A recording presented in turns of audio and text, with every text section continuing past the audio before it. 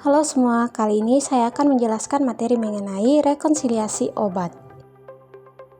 Jadi, rekonsiliasi obat adalah proses sistematis dan terstruktur untuk membandingkan daftar obat yang biasa dikonsumsi pasien dengan obat yang diresepkan saat pasien berada dalam pelayanan kesehatan.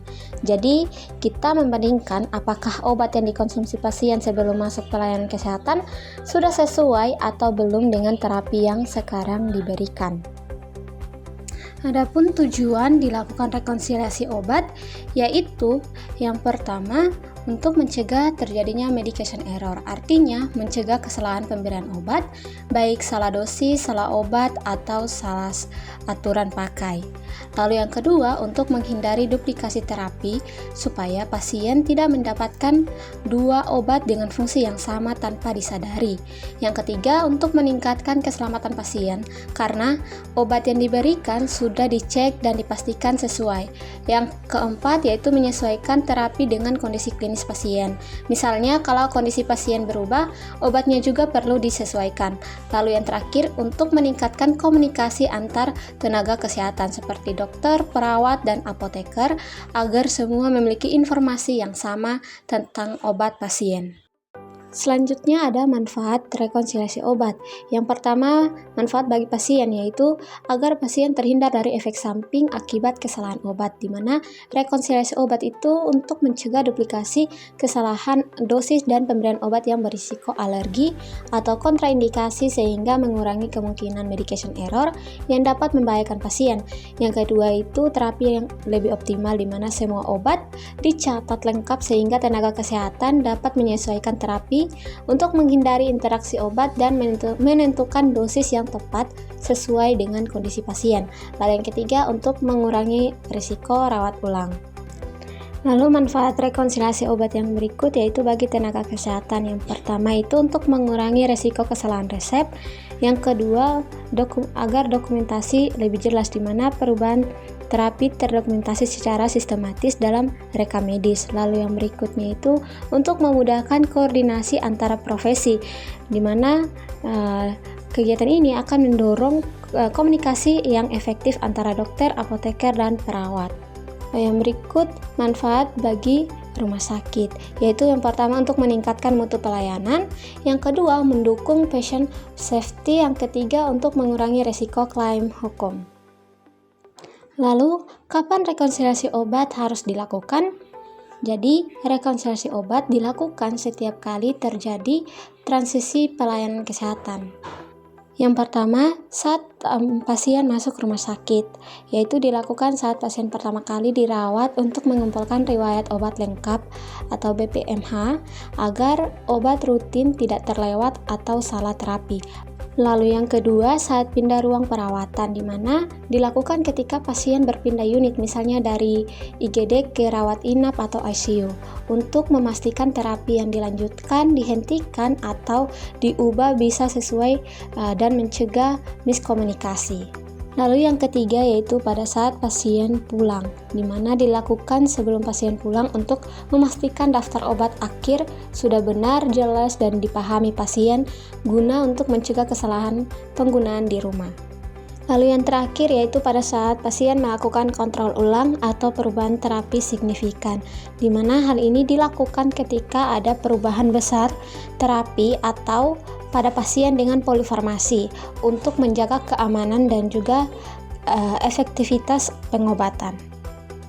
Dalam rekonsiliasi obat juga ada teknik wawancara BPMH atau Best Possible Medication History. Langkah yang pertama yaitu persiapan sebelum wawancara, di mana wawancara dilaksanakan di lingkungan yang tenang dan nyaman agar pasien dapat menyampaikan informasi dengan bebas. Lalu siapkan terlebih dahulu formulir atau catatan medis yang tersedia serta gunakan bahasa yang jelas dan mudah dimengerti. Lalu yang kedua yaitu memulai wawancara, di mana mulai percakapan dengan sikap yang ramah dan juga perkenalkan diri. Setelah itu sampaikan tujuan wawancara, yaitu untuk memastikan terapi obat yang digunakan aman dan sesuai dengan kondisi pasien.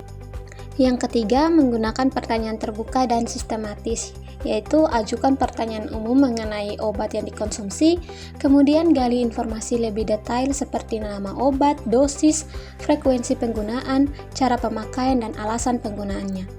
Lalu yang keempat itu melakukan validasi dan penutup, di mana kita meringkas kembali informasi obat yang telah diperoleh untuk memastikan kebenarannya. Lalu lakukan pengecekan tambahan bila diperlukan, dan catat seluruh data secara lengkap dan sistematis.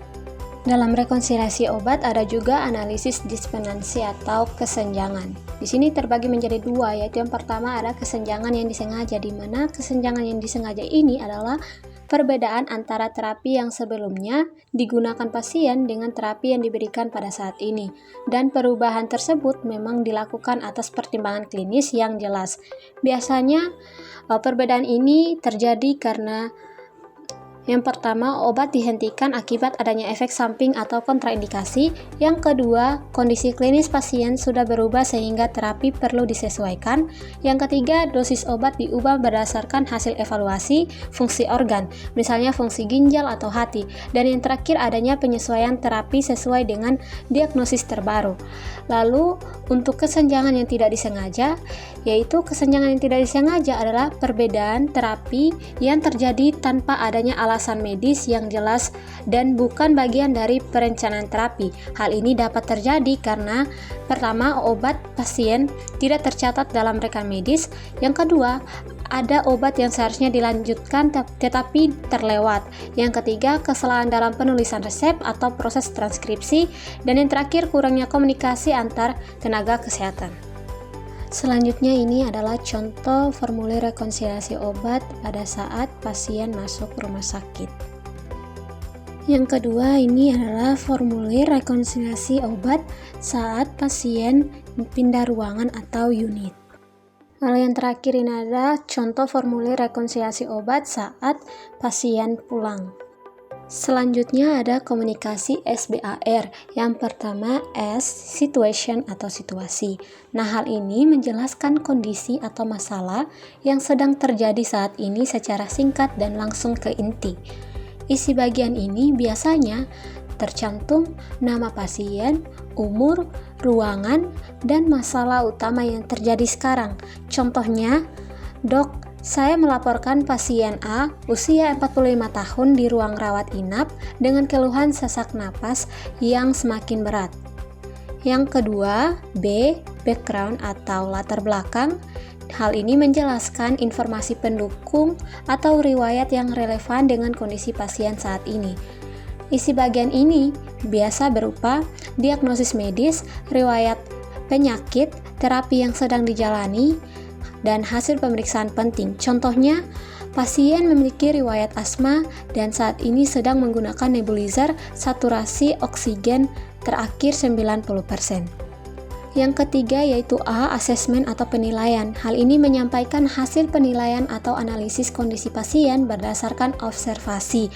Isi bagian ini biasanya meliputi tanda vital, perubahan kondisi, dan dugaan masalah klinis. Contohnya, menurut pengamatan kami, kondisi pasien memburuk dan kemungkinan terjadi eksaserbasi asma.